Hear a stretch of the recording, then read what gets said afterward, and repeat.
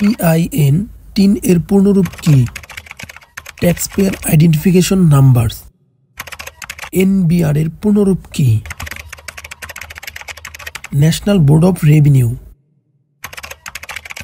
Hello viewers, ই return দাখিল করার সম্পূর্ণ প্রসেস এই ভিডিওতে দেখানো হলো। ই রিটার্নটি কম্পিউটারের মাধ্যমে অনলাইনে দাখিল করা উত্তম। এর জন্য যে কোনো একটি ব্রাউজার ওপেন করতে হবে, দেন সার্চ অপশনে লিখতে হবে ই রিটার্ন। ই রিটার্নের অরিজিনাল লিঙ্কটি দেখতে পাবো, এই লিঙ্কটি ওপেন করব। দেন এরকম ইন্টারফেস শো করবে। National board of revenue Bangladesh, জাতীয় রাজস্ব বোর্ড বাংলাদেশ, এনবিআর এটাকেই বলা হয়। এইখান থেকে ই রিটার্নে ক্লিক করব। দেন এরকম একটি পপ আপ আইকন শো করবে, are you registered in e return system. যদি আগে থেকে রেজিস্ট্রেশন করা থাকে সেক্ষেত্রে আই এম অলরেডি রেজিস্টার্ড এই অপশনে ক্লিক করতে হবে। আর যদি রেজিস্টার্ড না করা থাকে সেক্ষেত্রে I am not yet registered অপশনটিতে প্রেস করতে হবে।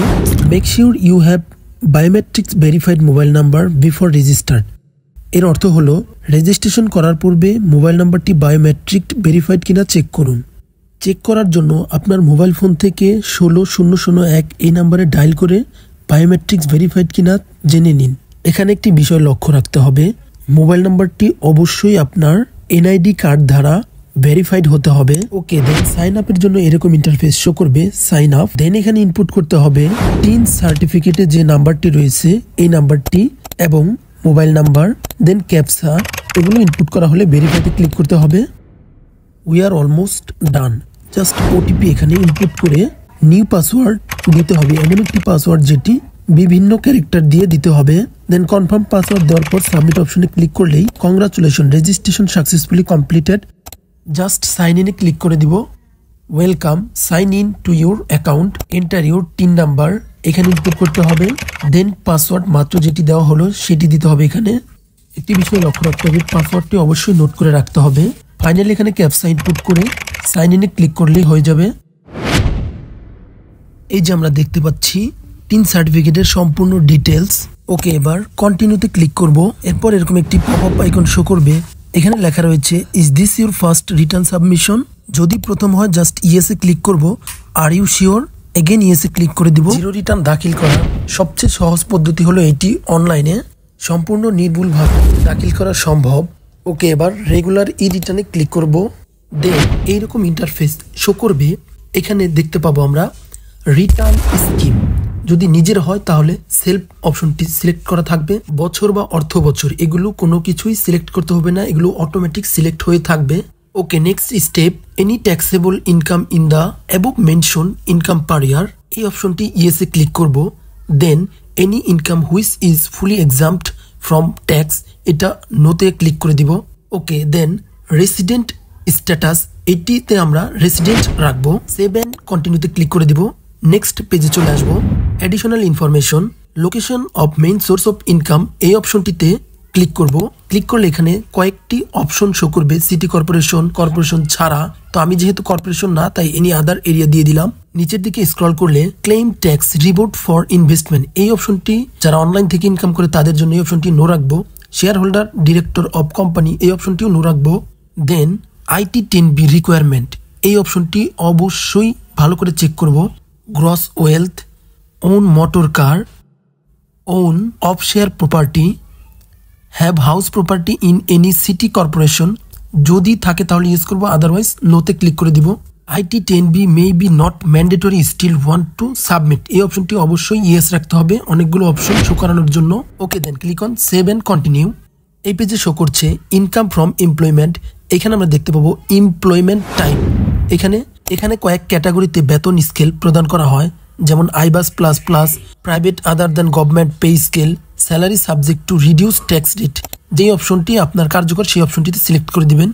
ওকে, then name of the employer এই অপশনটিতে প্রতিষ্ঠানের নাম দিতে হবে। নেক্সট ডেজিগনেশন যেই পদে আপনি চাকরি করেন সেই পদটি এখানে বসিয়ে দিতে হবে। পার্টিকুলারের জন্য অনেকগুলো হিসাব নিকাশ এখানে করে রাখতে হবে, যেমন basic salary, house rent, medical allowance, convince allowance. এটির জন্য একটি হিসাব আগে করে নিতে হবে।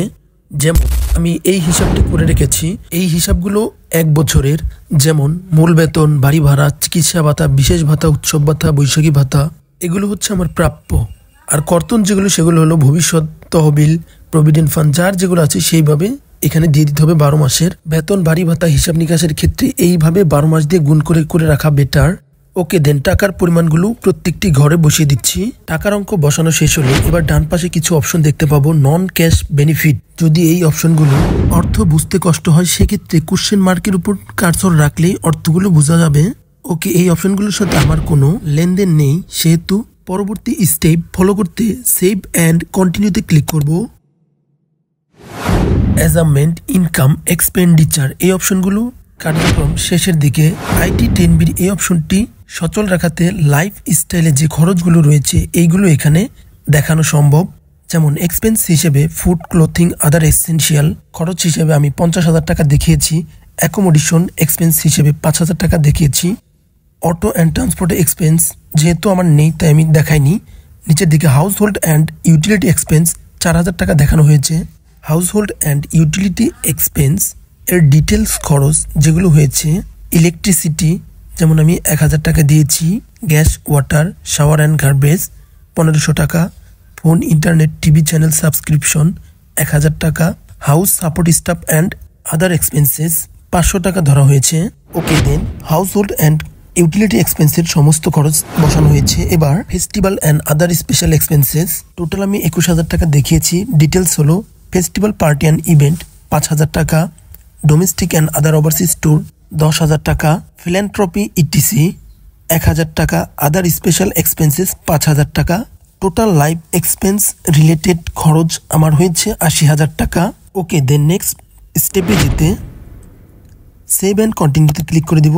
দেন দেখতে পাবো অ্যাসেট অ্যান্ড লিয়াবিলিটিস অর্থাৎ সম্পদ এবং দায়ের পরিমাণ। অ্যানুয়াল লাইফ এক্সপেন্স যেমন আমার 80,000 টাকা ধরা হয়েছে। যদি অ্যাসেটও আমি কিছু টাকা ধরে দিব যাতে আমার টাকার পরিমাণ সমান হয়। যেমন আমি এখানে দেখিয়েছি আলমারি পার্সেস 2টি 27,640 টাকা, ফার্নিচার পার্সেস 5টি 78,900 টাকা। আমি আরও একটি অ্যাড করব এবং এখানে লিখব টেবিল পার্সেস 2টি। যেহেতু আমার 26,000 টাকার মতো গরমিল ছিল তাই এই 26,800 টাকা এখানে বসিয়ে দিব। এখানে একটি বিষয় লক্ষ্য রাখতে হবে, এই যে টাকাগুলো আমি বসিয়ে দিলাম এগুলো কিসের সাথে ম্যাচ করে বসালাম এটি অবশ্যই ডিটেলসে জানতে হবে।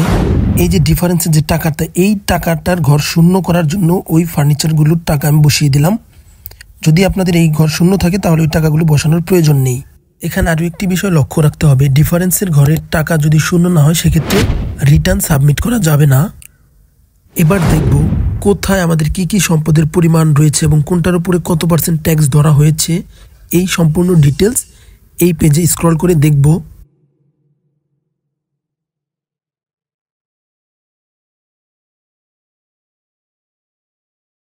ফাইনাল পে বলে আমরা দেখতে পাচ্ছি আমাদের ট্যাক্স 0%, তাহলে আমাদের সম্পূর্ণ ট্যাক্স 0 রিটার্ন দাখিল করতে হবে। Proceed to online return just click করে দিব। এই যেখানে আমাদের সম্পূর্ণ ডিটেলস রয়েছে এগুলো আমরা চেক করে দেখলেও দেখতে পারবো। ফাইনালি সাবমিট টু রিটার্ন এই অপশনটিতে ক্লিক করব। Do you want to submit return, আমরা ইয়েসে ক্লিক করে দিব। এই যে এটি হচ্ছে আমাদের অনলাইন রিটার্ন, এই রিটার্নটি আমরা ডাউনলোড করে রাখবো। এটি নিয়ে আর কোথাও জমা দেওয়ার দরকার নেই, 0 রিটার্ন দাখিল করা হয়েছে। এটি PDF আকারে সেভ করে রেখে দিব।